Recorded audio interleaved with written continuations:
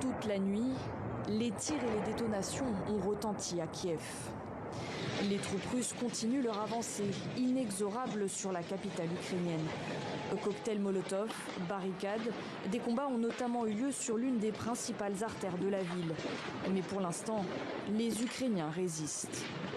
Mes compatriotes, il y a beaucoup de fausses informations sur Internet en ce moment, qui disent que je demande à notre armée de déposer les armes et qu'une évacuation est en cours. Eh bien, je suis là. On ne va pas déposer les armes et on va défendre notre pays. Vendredi, après avoir attaqué la ville de Dimer et pris le contrôle d'un aéroport stratégique, les troupes russes sont entrées dans la capitale par le nord. Sur cette photo, des soldats ukrainiens sont en position, prêts au combat, sous un pont de la ville. Les habitants sont eux appelés à rester à l'abri. Face au danger, beaucoup ont passé la nuit dans le métro ou dans des caves. Il y a un abri anti-bombe par ici. On y a passé la nuit et maintenant on essaie de rentrer chez nous. Je n'aurais jamais cru que je serais témoin de telles horreurs. Des horreurs visibles au petit jour, comme ce bâtiment éventré dans une rue de la capitale. L'armée de terre ukrainienne parle de près de 200 victimes civiles côté ukrainien. Les déplacés, eux, seraient plus de 100 000 selon l'ONU. Plus de la moitié a déjà quitté le pays. En Ukraine, au moins une centaine d'attaques ont été menées par des forces russes. Selon les autorités de Kiev, ces attaques ont été repoussées le long de la ligne de front. Des soldats russes contraints de rebrousser chemin en direction de Liman, Bakhmut, Advivka ou encore Marinka. La correspondance d'Emmanuel Chaz depuis Kiev. Ces dernières 24 heures en tout, ce sont 6 personnes qui ont péri sous les bombardements russes. 27 autres ont été blessées dans l'est du pays. En tout, il y a eu plus d'une centaine d'assauts russes contre des infrastructures civiles. Donc les civils qui vraiment sont les premières victimes de ce conflit. Je vous rappelle ce chiffre des Nations Unies, 22 000 victimes, notamment au cours de ces bombardements. En tout, depuis février dernier, ce sont plus de 8100 personnes décédées, des civils décédés, plus de 13 000 blessés. Et puis on voit dans ces frappes, dans ces bombardements qui touchent surtout l'est du pays, mais pas seulement, des bombardements qui ont lieu en général aussi sur tout le pays à intervalles assez réguliers. Je rappelle que les troupes russes utilisent finalement tout ce qu'ils possèdent, des missiles, des drones, parfois même il y a des accusations d'utilisation de bombes à sous-munitions, des tirs de mortier. Donc les civils, premières victimes de cette guerre. Sur le terrain, il y a eu un nouvel échange de prisonniers hier entre les autorités séparatistes du Donbass et Kiev. 107 soldats libérés. Sur le front militaire, la situation reste compliquée pour l'armée ukrainienne à Bakhmut. L'armée russe lui inflige des pertes quotidiennes avec son artillerie. Image commentée par Mathieu Sarfati.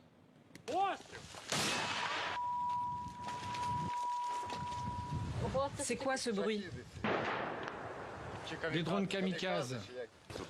Dans les faubourgs de Bakhmut, les combats sont intenses. Dmitro est chargé de pilonner les positions russes avec ses obus de mortier, mais la tâche n'est pas toujours évidente. Cette zone est pleine de Russes et ils se déplacent constamment.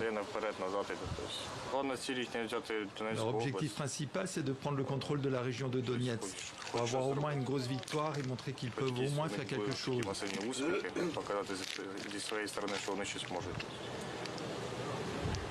Mais ils n'ont pas encore réussi.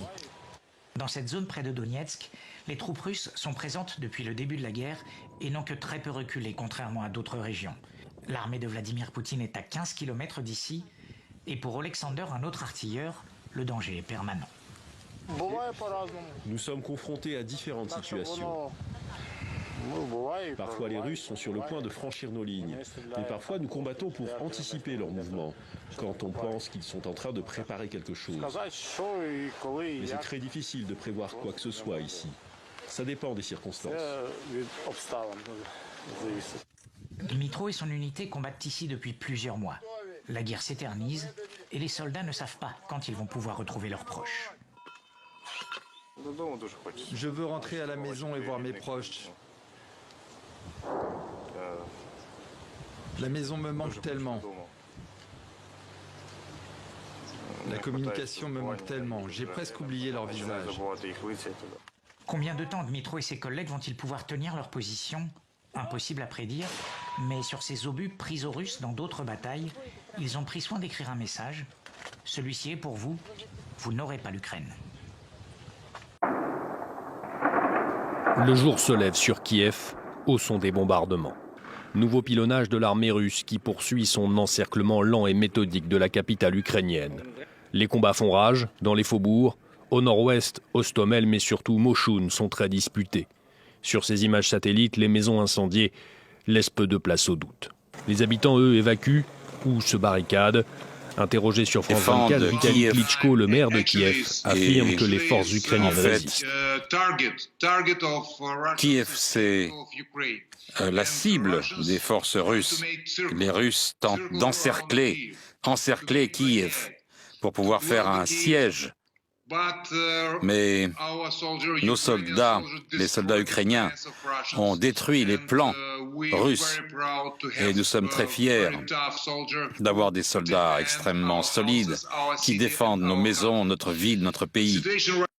Au-delà de Kiev, plusieurs autres villes comme Tchernihiv, Mykolaïev et Marioupol ont subi cette nuit les bombardements de l'armée russe. Marioupol, port stratégique situé près de la mer d'Azov, assiégé depuis des jours. Les habitants manquent de tout, à l'image de cette file pour récupérer de l'eau. Selon l'OMS, la situation humanitaire y est catastrophique. Le président ukrainien l'affirme, les Russes bloquent l'accès à l'aide alimentaire.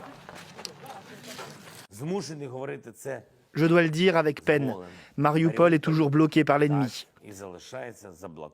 Les troupes russes ne laissent pas notre aide humanitaire rentrer dans la ville. Et elles continuent à torturer notre peuple, le peuple de Marioupol. Les évacuations de civils étaient en forte baisse vendredi à Marioupol. Selon les autorités ukrainiennes, à peine 7000 personnes ont pu quitter la ville. À Marioupol, l'ultime poche de résistance soumise à un déluge de feu. Dans les entrailles de la gigantesque usine sidérurgique Azovstal, les derniers soldats ukrainiens. Ils seraient encore 2000 selon les Russes, barricadés dans les sous-sols, totalement encerclés. Sur ces images filmées par un blogueur pro-Kremlin, on voit ces soldats russes patrouiller en périphérie de l'usine, une manière de montrer la prise de contrôle de Marioupol. Dans une savante mise en scène en face du président Poutine, le ministre de la Défense Sergueï Shoïgou suggère de donner l'assaut final. Inutile, tranche le maître du Kremlin. Je considère que le projet d'assaut de la zone industrielle n'a pas de sens. Il n'est pas nécessaire de descendre dans ces catacombes et de ramper sous terre à travers ces installations industrielles. Bloquer cette zone afin que même une mouche ne passe pas.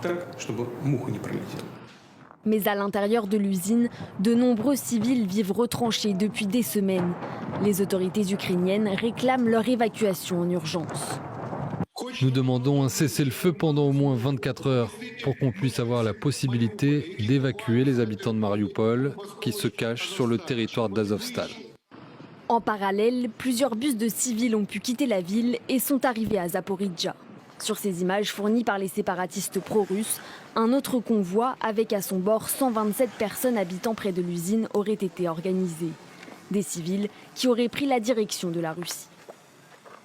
Dans les ruines de Soledar, ce journaliste russe progresse avec précaution. Un coup d'œil rapide avant de s'élancer. Là, on est à découvert. Il y a un char qui avance, on nous a dit de ne pas nous attrouper, d'avancer par petits groupes de 2 ou 3 maximum. Ce qui est justifié car à n'importe quel moment, on peut être attaqué, être touché par une frappe.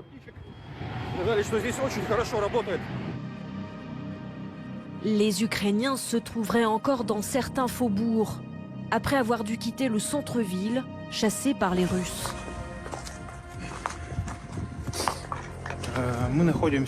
On se trouve à côté de la centrale électrique de la ville de Soledar. Regardez, il y a des vestiges de la présence des militaires ukrainiens dans quasiment tous les bâtiments. Là, des restes de rations. Ici, des caisses de munitions vides et des armes de l'OTAN.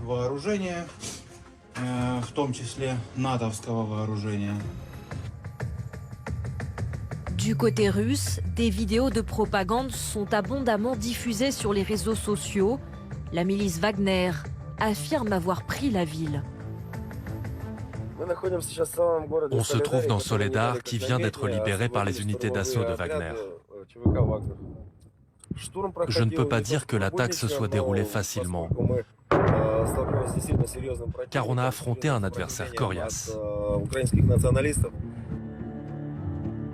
Yevgeny Prigojine, le patron de la milice privée, se met une nouvelle fois en scène. Il s'attribue la victoire. Je suis venu ici pour remettre des médailles aux gars qui ont pris Soledar. Cet homme-là a commandé la prise de la ville. Il l'a conquise en 2 semaines, sans traîner. Cela fait des semaines qu'il veut montrer à Vladimir Poutine qu'il a réussi à prendre un territoire. Mais à Soledar, petite ville du Donbass, à 10 km de Bakhmout et réputée pour ses mines de sel, la situation reste très instable.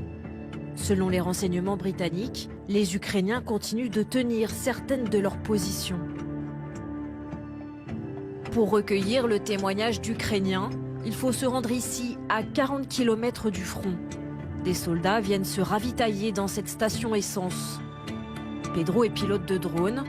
Il raconte l'intensité des combats. Les Russes arrivent et arrivent. On a l'impression que c'est sans fin. Il y a même ceux qui avancent sans gilet pare-balles, sans casque. C'est seulement quand leurs pertes sont trop importantes qu'ils arrêtent l'assaut. S'ils ont un objectif, ils continuent d'avancer sans compter leurs morts. Victor fait partie d'une unité d'artilleurs. Il s'est arrêté faire le plein, un moment de répit avant de retourner au front. Mais sa détermination reste intacte. Personne ne pense à se retirer, chacun tient ses positions et fait son travail. Nous gardons le moral, tout le monde s'est engagé volontairement, chacun sait à quoi s'attendre. C'est pour ça que personne ne recule. Un peu plus loin, une dernière accolade. Cette brigade aux commandes de chars doit repartir en première ligne. Alexander reconnaît la dureté des batailles. Le seul problème, c'est le manque de blindés, parce que la technique s'use. Bien sûr, nous avons des pertes. C'est la guerre, on ne peut pas éviter ça. Nous aurons des morts et des blessés, et il y en a déjà beaucoup.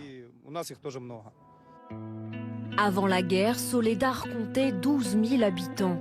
Des civils contraints de fuir cette ville réduite en cendres. Certains ont été transférés en zone russe, à une centaine de kilomètres. Comment allez-vous? Ça peut aller. Nous, on est tous là avec le petit.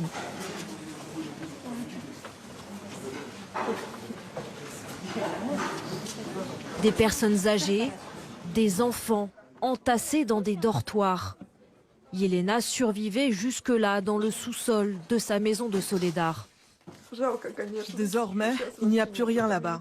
Tout est détruit. Tout est cassé.